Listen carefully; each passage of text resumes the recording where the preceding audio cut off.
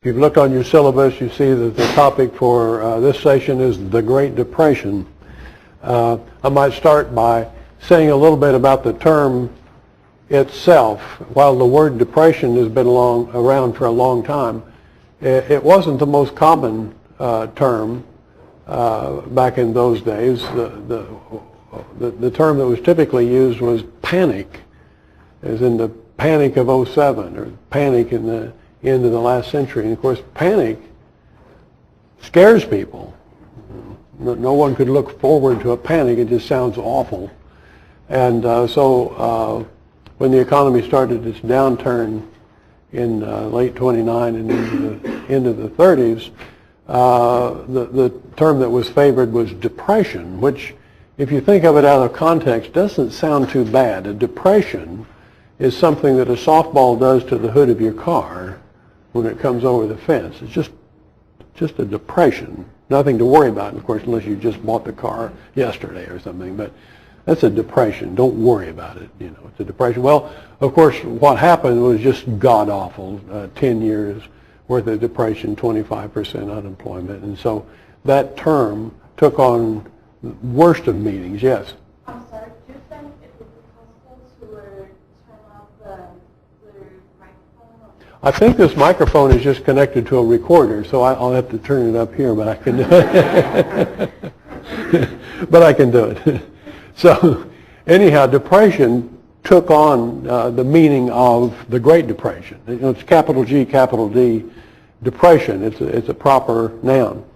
And in subsequent years, I mean, there's another chapter to that story, because in the 1950s, during the Eisenhower years, people were worried about, my God, another depression, you know, with all the awful connotations of that. And they were told, no, nothing like that, just a recession, which doesn't sound so bad. Everybody likes recess. You know, we're just sort of taking some time off and we'll get back at it. So don't worry about the recession. Well, it was sure enough in the late 50s, 58, 59, the downturn didn't last long, wasn't too deep. And so since then, the terms have taken on the connotation of one being worse than the other. Recession, not so bad. Depression, god awful. Okay, so it just sort of squares the terms with the way we talk about these things. In later years, there was an attempt. Let me think of who made it. I think it was Jim Baker of the Nixon administration, who suggested. No, I know who it was. It was Alfred Kahn. Alfred Kahn, that was Carter's economic advisor. When the economy was starting to turn down again, people were worried, are we going into another recession? And he said, no, it's a sideways waffle. That was his term. Now, that just didn't catch on. I'm sorry. It just didn't work. And so that term is sort of lost to history. You might think that this topic is the same as the topic of business cycles. But for the Austrians, it really isn't. The issue of cyclical behavior on the one hand, and the god-awful Great Depression, the 10 years of bad things in the 30s, they're connected. They're certainly connected historically and even causally, but they're not the same topic. And let me make the point. If you looked at my graphical expositions in the last couple of days, what you saw is that the focus was on the unsustainable boom that preceded the Great Depression in the 1920s. A boom that was stimulated by monetary growth, credit expansion, that couldn't last. It was inherently unsustainable and eventually gave rise to a downturn, which started in 29.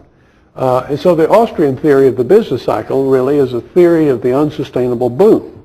It's a theory that shows why credit-induced boom can't be sustained. It's got to turn sour at the end, which it turns out it does. And in fact, that business of the downturn growing out of the boom itself is what gives the cycle its cyclical quality. As we'd say in economics, it's an endogenous turning point. There's different ways to say it. You can say the boom is inherently unsustainable. It's going to come undone. that there's a self-reversing process. In other words, resources are allocated towards early stage production, but at the end of the boom, they're reallocated in the other direction because of increasing scarcities in other parts of the structure of production.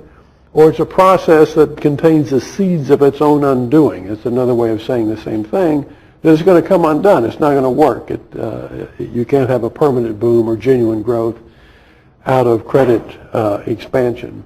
So it's a theory of the unsustainable boom. The upper turning point is endogenous.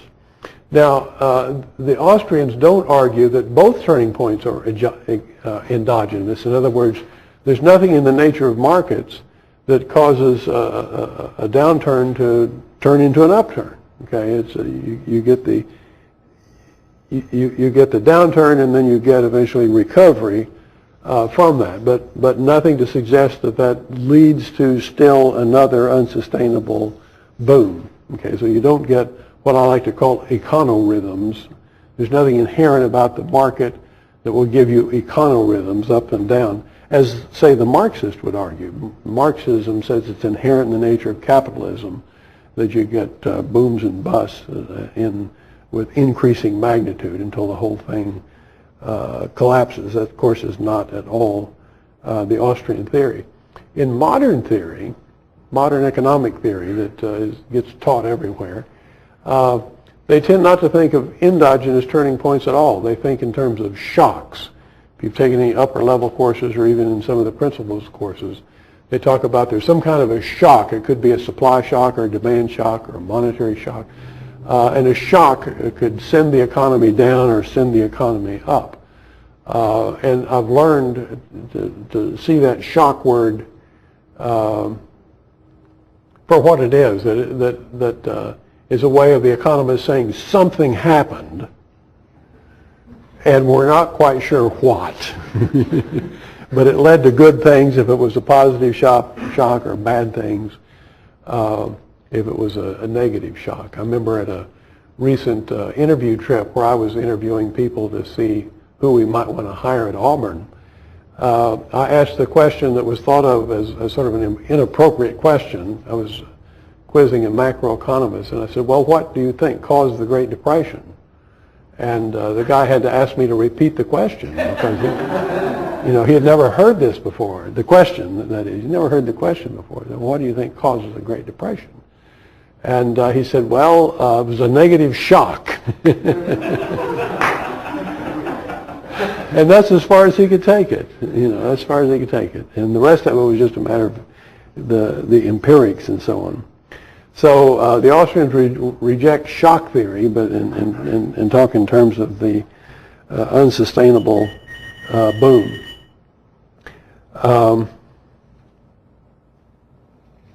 Now, I want to show you just a short PowerPoint, mainly to drive the point home that I've already made, and I'm not sure you can see it very well. I'm glad I'm not going to show very much, and it's just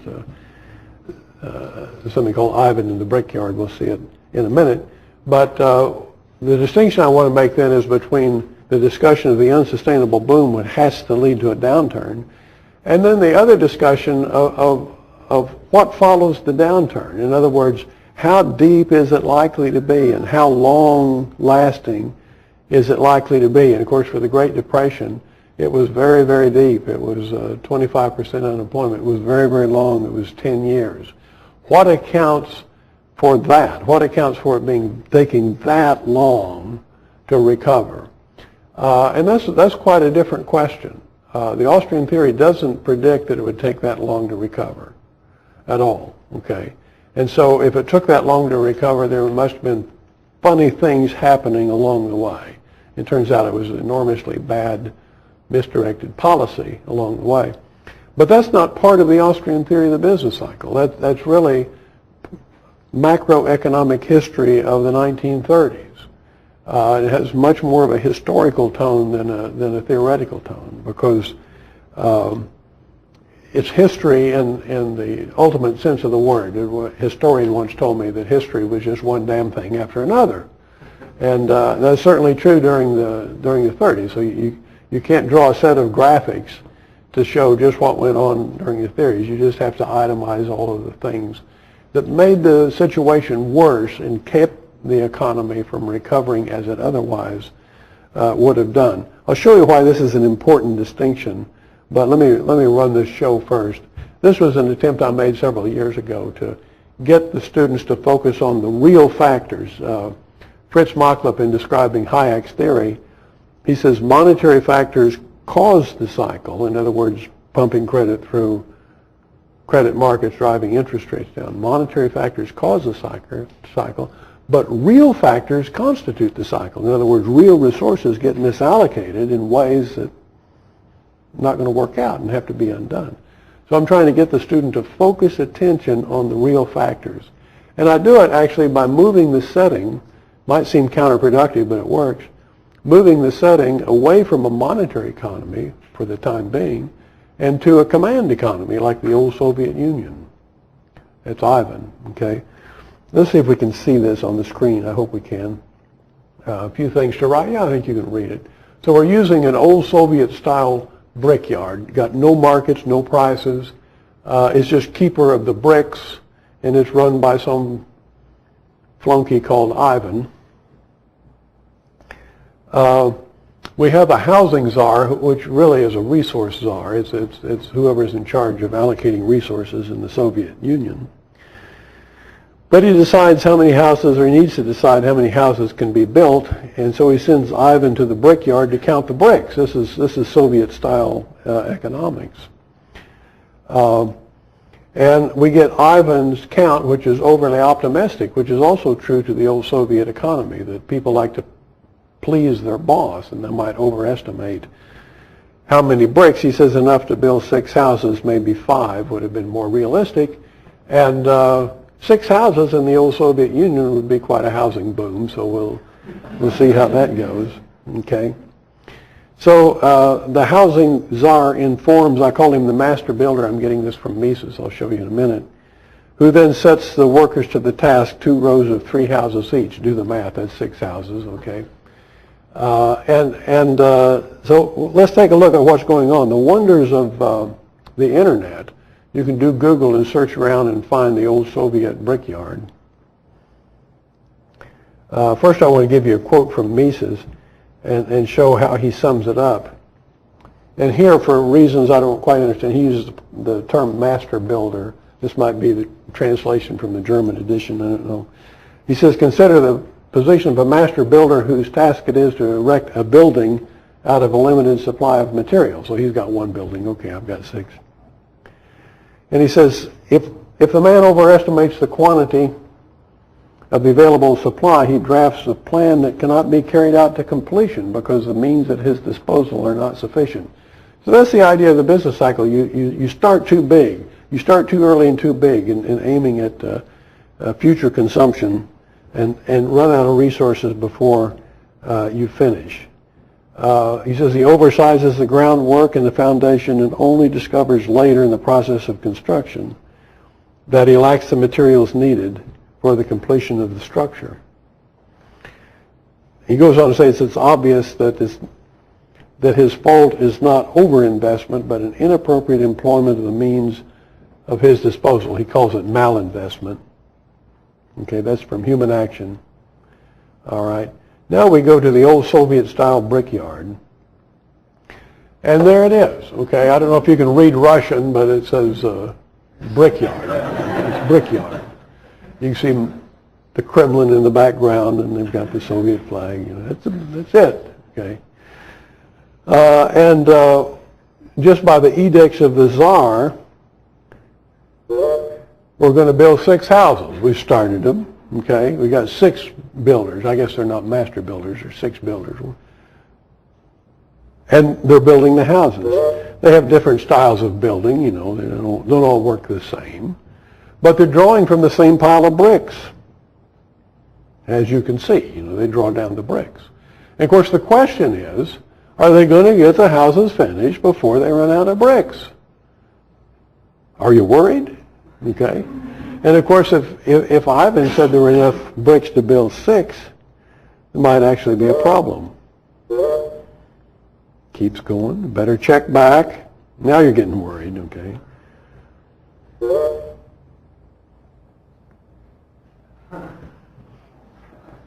This is not going to work out. I actually got farther than I thought. Let's see. There's more than one use for the flag, I guess. Okay, so now you've run out of bricks. So that was the boom. That was the artificial boom. But it's doomed to go bust because there aren't enough resources to complete all the projects that were finished. And I think I put a little query in here just to bring it back to reality for you. Would it help to print more money? Okay. This is what Marklet man was. Real factors constitute. It's a real problem. It's not solved by slapping green ink on paper. So what you have to do, of course, is liquidate. You have to liquidate at some of the project in order to finish the rest. And actually, you might think you only have to liquidate one of the houses and finish the other because there were enough to build 5, isn't that right? But when you liquidate, you break a bunch of bricks. That's the way liquidation goes in the industrial sector of the economy. You break a bunch of bricks. So you have to liquidate 2 houses to end up with enough unbroken bricks that you can finish the other 4. The 2 is what, top on either side, look about right there. They go. Okay, so you liquidate those. You got a pile of bricks. Some of them are worth using again, and you can make the other houses. And so what we have here is the whole scenario. 5 houses could have been built had the master builder set out to build just 5, but in trying to build 6, he was forced into liquidation, dismantling houses, owing to the lack of sufficient resources. Given the losses, that's broken bricks, that always accompany liquidation, the master builder in the end could only complete 4 houses. And there you have it. Okay, you got boom, bust, liquidation, and partial recovery. You don't get back to 5 houses, you only got 4. Which is why, among other reasons, the Austrians, they're against cycles. They don't ignite an artificial boom. Yeah, it might look good, but it'll go bust, and you won't quite get back to the growth path you would have been on had you not had the boom-bust sequence to start with. Now, that sounds so obvious once you sort of understand how cycles go, but it's at odds with the common belief. In fact, none other than Ben Bernanke says that in net terms, these booms are good. And so he hesitates to do anything to keep booms from materializing, which of course they do if you have an interest rate too low. And in fact, the way he says it is memorable.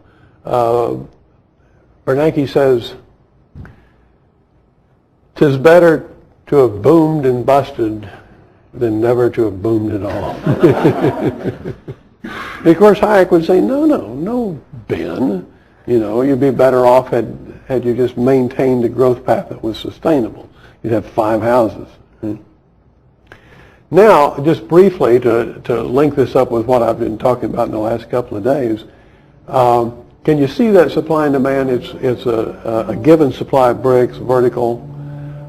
If we'd let the price system work here rather than have Ivan, we would at least start it out building the right number of houses. And that's what this tells you down here. We don't need to read it.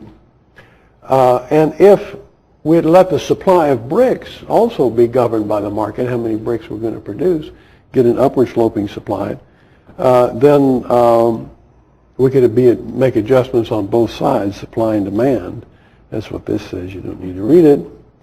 And now, here's the critical point. See, bricks in this little parable represent resources as a whole. That's just the economy's resources as the whole shebang.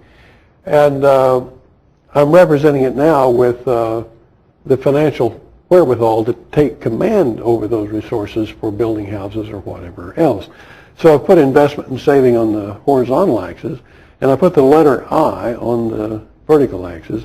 I hope you all know what I stands for, okay? And I'm sure you're thinking of the interest rate. But of course, it stands for Ivan. Ivan. That's Ivan. It's Ivan you're counting on to tell you the truth about how many projects you can begin to undertake. And if Ivan tells a lie, you'll undertake the wrong number of projects, okay? So having Ivan tell a lie is the same thing as having the interest rate too low. The interest rate is telling a lie and saying that there's more resources available for production than actually exist. Do I say that on here? Yeah, I stands for Ivan, which is the interest rate, okay? Now, I just show you very briefly, because we've done this before, that if people actually decide to save more, like so, shift to the right, then there are going to be more bricks because people aren't consuming. They're freeing up resources to be used to expand the capital structure of the economy. So that's what gives you sustainable growth. And then I want to show you the categorical difference between that and the situation where nobody's saving anymore, but a policymaker is in play, and the policymaker makes the judgment that we need lower interest rates. You can tell it's been a while when I made this video, because the policymaker is a Greenspan, it turns out.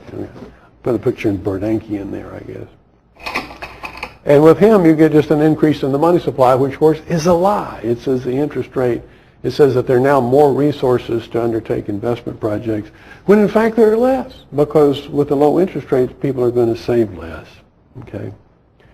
And that's what gives you the boom and bust. It drives the wedge between saving and investment and gives you boom and bust.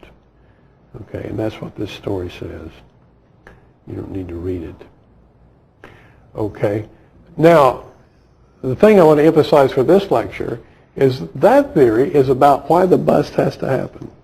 Okay, it's not a theory that says how deep it will be or how long it will be, and those two questions, how deep and how long, have to be answered by more explanation in terms of the particular history of the downturn. Let me put this in context so you can see why it's a live issue in academics today. Separating the issues. What causes the good times to go bad? And I think to me, that's the root question. That's sort of the ground zero question. How does a boom turn sour? Well, because it was triggered by credit expansion and contained the seeds of its own undoing. That's the Austrian theory. And then the question that I consider a subsidiary question is, why were the bad times so awfully bad in the case of the Great Depression? Now, in what sense is it subsidiary? Certainly in getting the theory straight of what accounts for the boom and bust, it's subsidiary. In terms of just raw suffering, hunger, unemployment and so on, hard times that people endured, from a historian's point of view, it's, they're more likely to look at the depth and length of the Depression than try to figure out what caused it in the first place. But as it turns out, almost all economists, apart from the Austrians, focus on this second question. And here's a question and answer in an interview that in a book. Randall Parker wrote the book, and he interviewed economists who had lived through the Great Depression. And he's asking a question to Mortimer Adler, I think. He says, what was the initial impetus for the Great Depression and what accounts for its depth? Okay. Now, Mortimer Adler's answer is revealing in more ways than one. He says, I don't know what the initial impetus was, and I can't account for how deep it was. Okay, he's candid about it. But except to say that the second question is much more important than the first. Well, what makes it more important, You can say, people were hungry for a long time and so on, and if we have any empathy for these people, we might think it's more important. But certainly to understand business cycle theory, it's the first question that counts. Okay, now one thing I've learned in reading literature, especially monetarist literature, is that monetarists in particular downplay the issue of what caused the downturn in the first place. That's not their issue. And it's not their issue because their empirical research techniques won't show them. They haven't got any kind of empirical analysis that would suggest what caused the downturn. Their empirical analysis is all in terms of the length and depth of the Great Depression, measuring unemployment for the whole 10 years, okay, and correlating it with other things that were going on at the time to try to find out why it was so deep. And so when they even mention the downturn, which they think, and rightly so in this case, it probably wouldn't have been very deep if it hadn't been for all these perverse policies. And they have a certain way of referring to it I want to sensitize you to in case you're reading some of this literature. They say, well, in 29 we were just having an ordinary recession. Ordinary? Surely the macroeconomist needs to account about why we would have any recessions at all. They call it sometimes a routine recession. I don't know what this is. More terms, a run-of-the-mill recession, which is all a way of saying, don't ask us what caused the thing. It was just an ordinary one, Or last, a garden variety recession. I see that term quite often.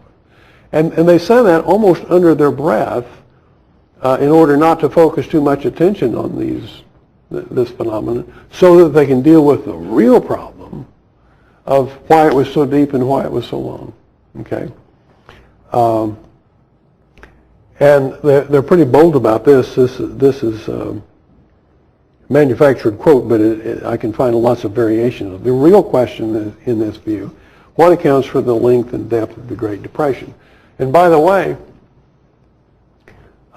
they reject the Austrian view on these grounds. In other words, the Austrian view can't possibly account for the extreme depth, 25% unemployment, and extreme length, 10 years, of the Great Depression. Therefore, so much for the Austrian theory. You see? That's what makes it critical, that the Austrian theories just get blown off because they can't answer this question that the monetarists and others consider to be the real question. All right? And I think that's significant. Now, I have to mention that the Austrians, in some ways, have contributed to the confusion about just what their topic is. The unsustainable boom on the one hand, that's the business cycle theory, and the depth and length of the depression, which is a historical question. And I'll mention two book titles, one by Lionel Robbins, 1934, where he wrote a book supporting Hayek and offering some, supporting Hayek, the Hayekian theory of the cycle, and offering some empirical verification for it. But he called the book The Great Depression. Okay? And his topic wasn't really the whole of the Great Depression. In fact, he wrote the book in 34, and he only dealt with ongoings up to about 33. So the Depression hadn't even quite bottomed out yet. He didn't know how deep it was going to be or how long it was going to be. But he called the book The Great Depression. And years later, Murray Rothbard in 1963, so 30 years after it bottomed out, he wrote a book explaining the Austrian theory, and the whole theoretical part is about the unsustainable boom. But what was the title of his book? America's Great Depression. Okay? And yet, Rothbard, writing in 63, ends his analysis in 32, when the Depression is still a year away from bottoming out, let alone from getting out of the Depression in 39 or so. All right? So the Austrians have contributed some to the confusion. Another claim they make that contributes to this confusion, but shouldn't, because people twist it into an illogical implication, and that is that you can find instances where I know Rothbard, for instance, and Hayek, and possibly others, I think Mises, I haven't found the particular site, but where they say, well, the bigger the boom, the bigger the bust. Now that's true. That's true in the sense that the more you misallocate resources intertemporally over a longer period of time, then the more time and the more severe the liquidation process is going to be. You've got to break a lot of bricks to get back to normal. So in that sense, it's true that the bigger the boom, the bigger the bust. Now, what's not true is that the actual depth and actual length of any depression is explained entirely in terms of the misallocation that preceded it. In other words, we can't say, well, 25% unemployment and 10 years of depression, that must be explained by horrendous misallocation during the boom to give us a horrendous depression of that magnitude. And in fact, it's on the basis of that illogical implication that people like Gottfried Haberler and Lionel Robbins finally discarded the Austrian theory and said they no longer believed it because you couldn't explain the depth and length of the Great Depression by the maladjustments that preceded it in the 20s. Those maladjustments, while big, weren't that big. Okay. Well, that's illogical, isn't it? In other words, a big boom means that the necessary liquidation is going to be more than if you'd had a small boom. But it doesn't mean that even more trouble beyond the liquidation that's needed would have to be explained by even more misallocation during the boom. You get the point? In other words, when other things intervene and make the situation much, much worse than it otherwise would have been, and much, much longer than it otherwise would have been, then you don't have to attribute those to the same causes that caused the downturn in the first place. So I think I want to abandon my PowerPoint. It's too hard to see anyhow. See if I can just blacken my screen. There's an easy way to do that. There's black screen right there. And I want to talk to you about the kinds of things that went on during the Depression, some of which will be familiar to you, maybe others won't. One contribution that Murray Rothbard makes is to let us know that Herbert Hoover wasn't the laissez-faire that he's sometimes made out to be. And he had policies that he implemented right away when the downturn started that made matters much worse.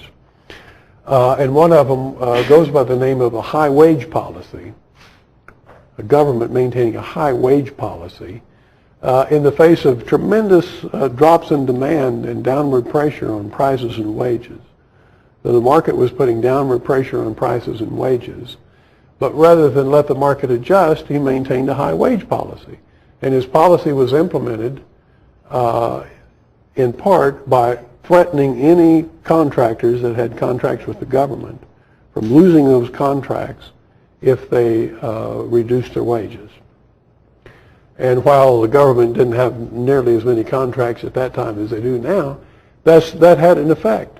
He also suggested that the firms engage in sharing the work as opposed to reducing wages. So unemployment or partial unemployment emerged as a result of this. This was very counterproductive things to do if you want the market to adjust to the new conditions and want it to liquidate where it needs to.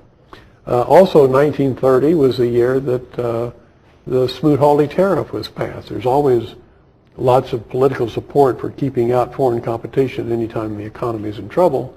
And of course, it causes a tremendous amount of problem in reducing trade and added to the unemployment problems.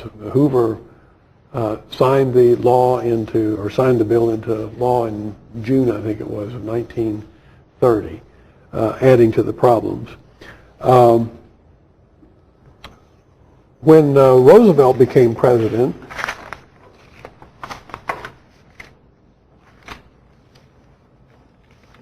it wasn't that he didn't reverse policy. He just approached it with a little more verve. He just went well beyond what Hoover had imagined doing. And let me mention some of the things that Roosevelt did in his first 100 days that had devastating effects on the economy. I might first say that he didn't have any kind of a coherent view about what ought to be done. He had a very pragmatic view. Let's try one thing. If it doesn't work, let's try something else.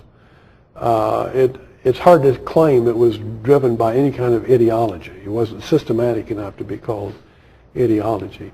One of his efforts at the beginning, for instance, that's more amusing than anything else, is that he had a give a man a job program, and it was mostly jawboning and PR, try to get firms to hire more people. Just do it, and you'll be happy you did, because it'll generate income and spending power and make things more profitable.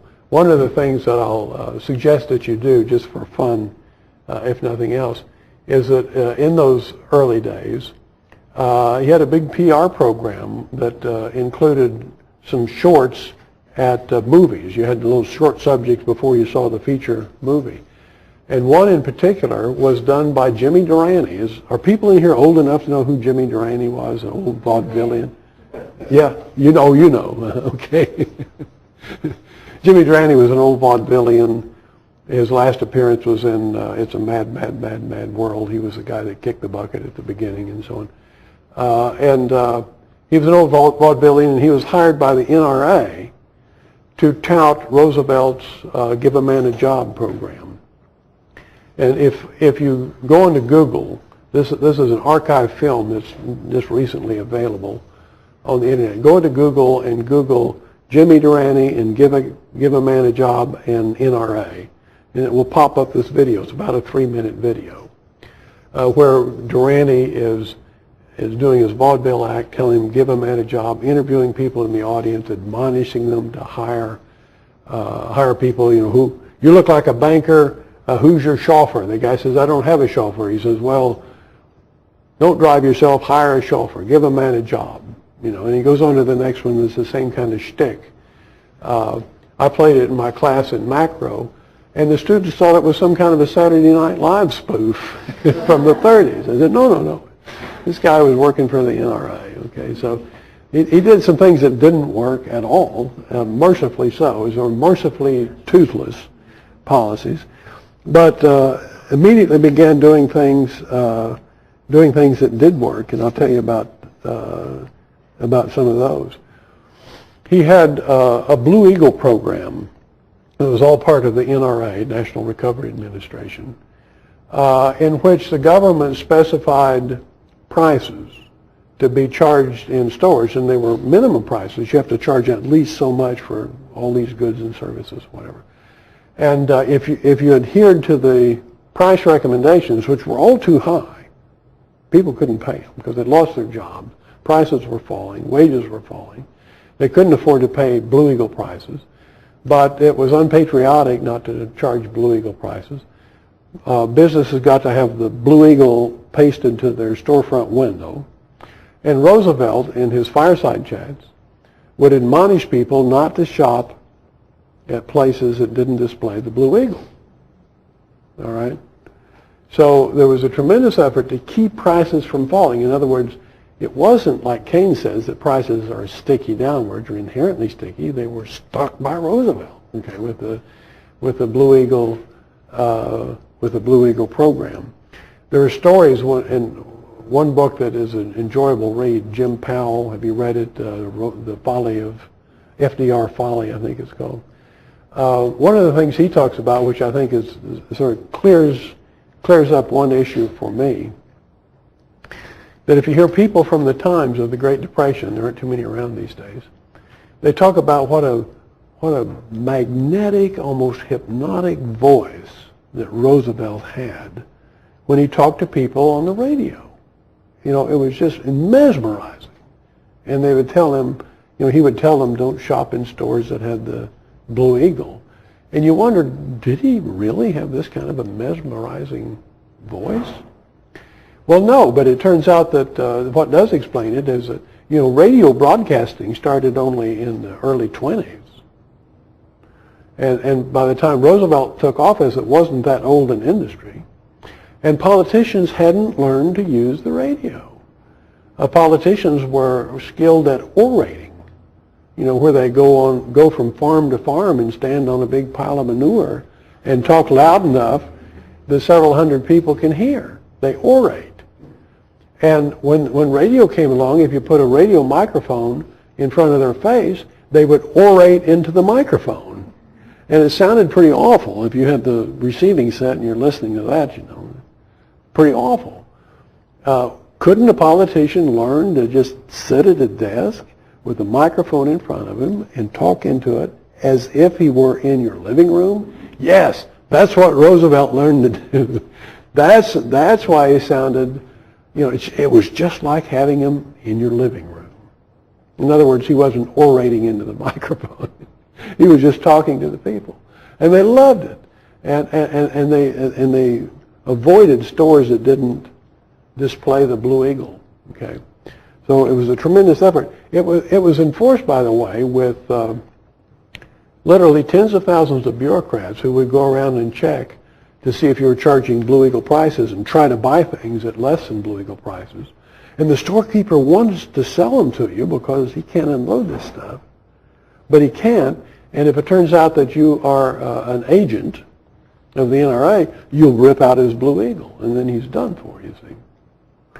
It was an amazing thing. They had literally hundreds of thousands of civilian volunteers who loved Roosevelt. They'd heard him on the radio. and mostly older women who would go into stores and try to buy things below Blue Eagle prices. And if they succeeded, you know, like my husband lost his job, my son lost his job, we're hungry, we can't afford this, and the stuff is overflowing on the shelves anyhow because he can't unload it, you know.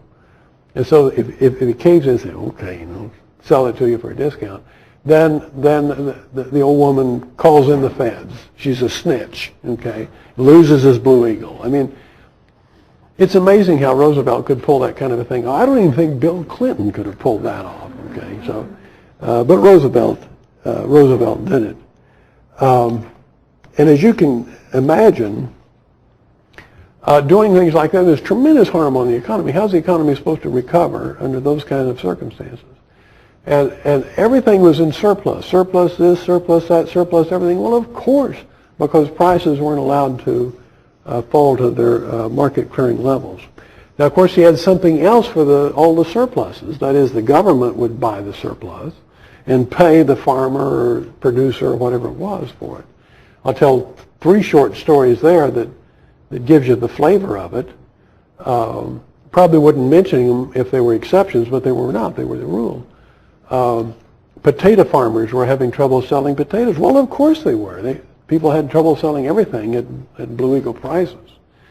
And the government orchestrated the burning of potatoes. The old history books used to have aerial pictures of the burning mounds of potatoes.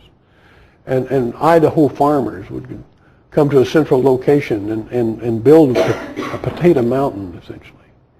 You had to pour gas on it. Potatoes don't burn well without some gasoline, okay?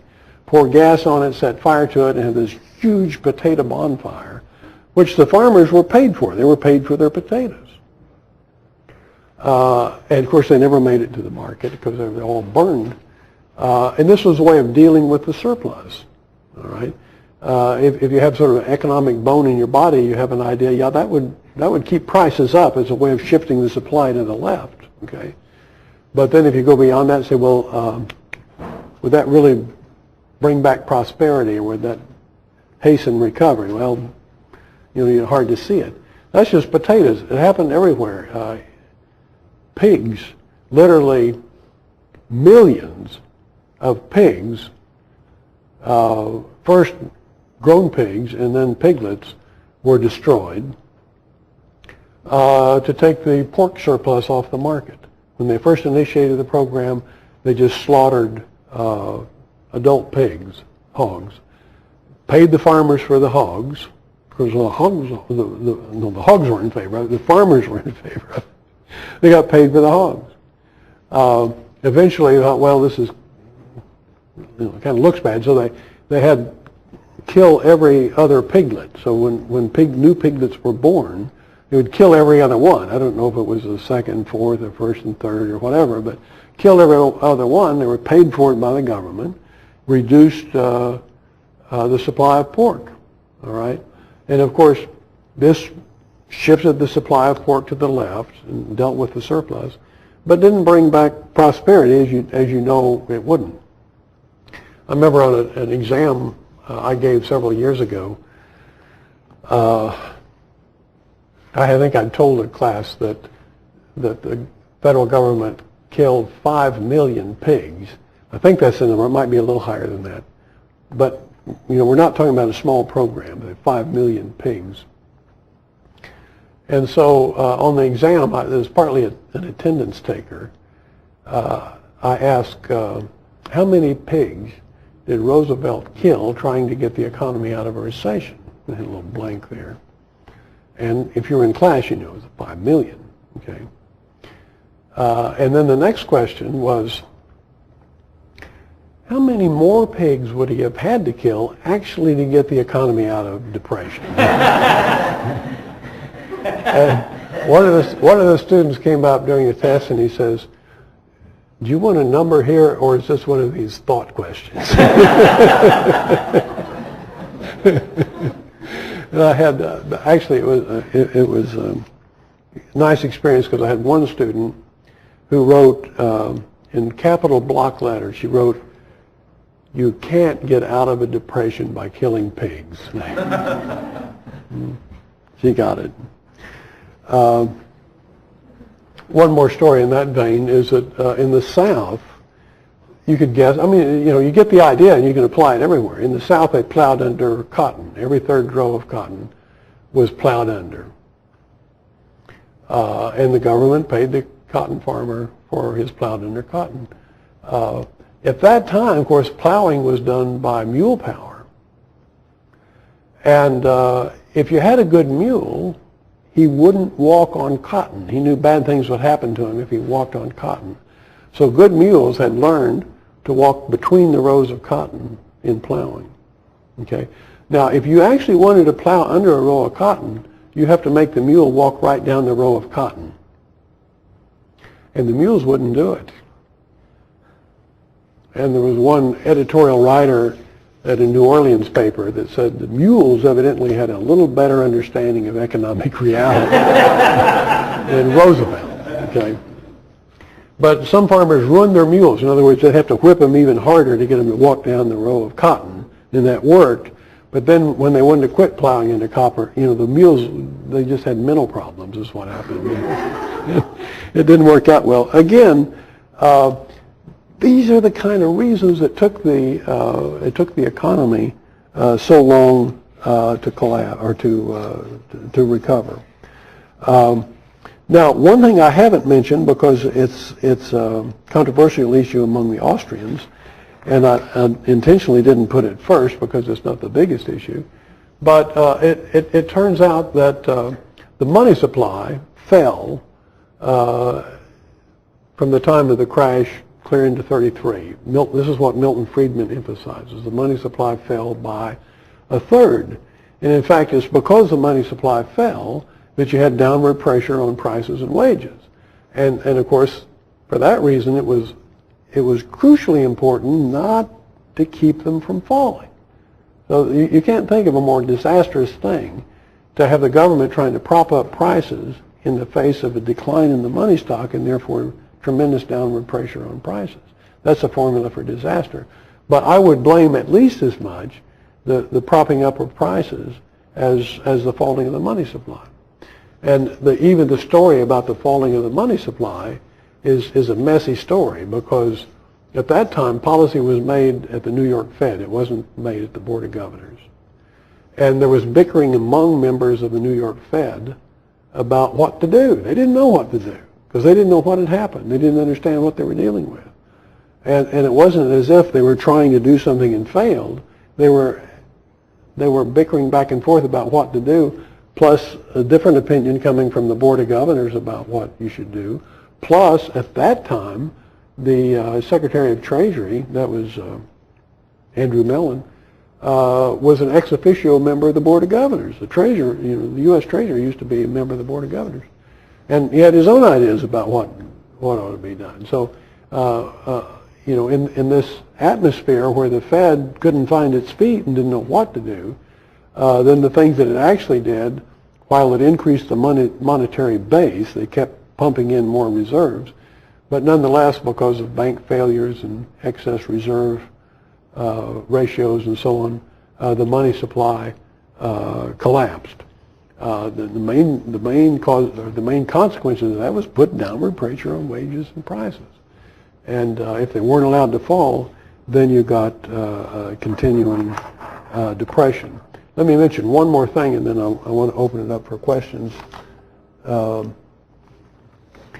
One blunder that we can lay directly at the feet of the Federal Reserve, of course the boom is caused by the Federal Reserve, was an episode in 37, actually 36 and 37 in a couple of stages, but I'll simplify the story. Thousands of banks failed during the early years of the Great Depression, and banks were extremely skittish, and as a result they were holding reserves, that is funds not lent out, in much more volume than they were required. The Federal Reserve imposes a required reserve ratio. They dictate to banks you have to have at least so much of your deposits not lent out. Those are called reserves. And in normal times, banks will lend out all they're allowed because that's how they earn their incomes. They collect interest on what they lend out. But in that period, the mid-30s, banks were also skittish that they wanted a big, big cushion. So if there was a run on the bank, they could pay out the funds and still have their required reserves. Okay, and so banks everywhere, some to a greater extent than others, had excess reserves, huge excess reserves, to the point of about twice what they were actually required to hold. Understandable, I think. Now, the Fed totally misinterpreted it. And you can imagine the discussion at the Fed at the time. The main thing the Fed was concerned about was whether or not it was in charge, because they knew they were supposed to be in charge. We're the Fed, we're the central bank. We cause things to happen. If the money supply goes up, it's because we made it go up. If it goes down, it's because we made it go down. And yet, look what these banks are doing. They're holding all these excess reserves, which means that they could decide, without asking us, that's the key, they could decide to lower those reserves and expand the money supply on their own, without asking us. We can't have that because we're in charge, okay? Now, they had a very poor understanding of why they were holding these excess reserves. And in the end, they decided, well, we don't know why they're holding them. We just don't want them to all of a sudden start drawing them down. So we'll just double the reserve requirement. Oh, my God. So they can keep holding those reserves, but now they have to. We're back in charge. Can you imagine what happened? Well, the banks cut back on making loans to build up their reserves again over and above what was now required. And when they did that, of course, the money supply collapses. So if you look at any chart that shows the Great Depression, whether it's showing output or whether it's showing employment or whatever, you see the economy coming out of the recession in 1937 and then boom, back in for another 2.5 years because of that one hideous blunder by the Federal Reserve. This is one thing we can credit Milton Friedman with for analyzing that particular situation and showing what a blunder that was. And unfortunately, the example gets thrown up to the Austrians as evidence against their own business cycle theory. You people think that the crash in 37 was caused by elongation of the structure of production. No. That was just a bona fide blunder of the Federal Reserve in misunderstanding how bank reserves work. So the Austrians don't claim to have a theory that explains every up and down in the economy. They just explain how a credit-induced boom is inherently unsustainable.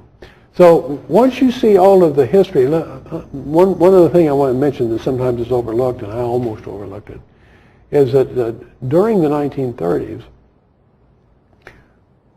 Roosevelt thought that ultimately it was the business community that was to blame for the Great Depression. He had a seething hatred for the business community. He thought they were the culprit, and they needed to be punished. And one of the ways he punished them was by instituting what was called at the time, and it's descriptive, an Undistributed Profits Tax. Now think about what this is. And it was a high tax up to 70%. All right. Now, what do you mean by undistributed profits? It means profits that are retained. It's retained earnings, okay? So if you're a firm and you make some profits, you could distribute the profits to your shareholders and escape the tax. But if you keep a hold of those profits in order to plow it back into the business and make it grow, then really you can only keep 30% because you have to pay 70% to the government. That's the profits tax. Now, if you know anything about business, you know that growth comes from retained earnings. That's the way firms grow. That they retain earnings so they can get bigger. And if they're faced with this tax, they're hesitant to even start a business. Why start a business? Because if you start a business, it's going to be small, and if you distribute all your profits, you're going to stay small. And if you try to grow with retained earnings, you're going to stay small because you're going to give 70% up to the government. So that had a horrendous effect on the economy in keeping small businesses from starting and small businesses from growing. Okay, well, let me quit here and we'll open it up for a few questions. Yeah. What would the monetarists say got us out of the Depression? What would they say? What would the monetarists say got us out of the Depression? Or what got us out? Well, eventually they say it was the increase in the money supply for the purpose of financing World War II, essentially. There's one step removed from saying the war got us out. They're saying it was the increase in the monetary magnitudes. And they had just printed the money in 1929 and everything would have been better? That's what the monetarists would say, yeah. So the question for this budding faculty member, what was the shock that started the Depression? What's the answer? Well, he didn't have any answer. In fact, what is the answer? Oh, what is it? Well, it wasn't a shock. It was the inevitable consequences of trying to produce more than can be produced. In other words, Okay, so were interest rates too low? during the 20s they were too low. Yeah. 20s. What was the interest rate? It was too low, and how do you know that it was too low? Just because it was a depression?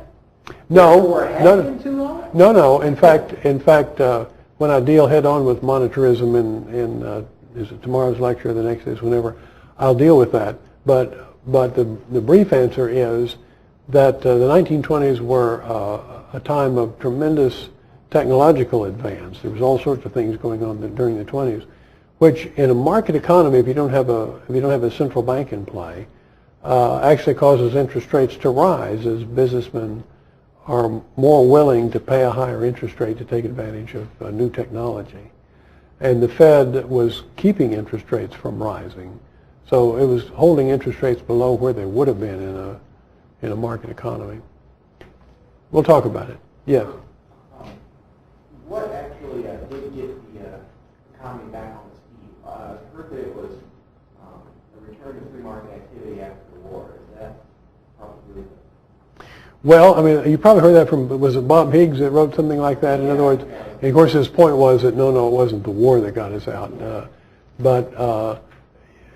Yeah, in other words, getting rid of Roosevelt finally let the economy recover from the Depression. So were his policies set to expire at a certain time, or did Truman and that Congress get rid of them? Well, so, of course, if he died, it doesn't mean the policies go out of play. yeah, of course, certainly. I mean, some of them were found unconstitutional, and then later came back piecemeal, and a lot of them we still have, like minimum wage and so on. Okay, a lot of them we still have. But so once, well, I'll leave it at that. So the Yeah. right answer to your test question should be one pig, FDR. Yeah. Thank you. I'll make it. We'll put that on the next question. Okay, well, thank you very much. We'll go to lunch.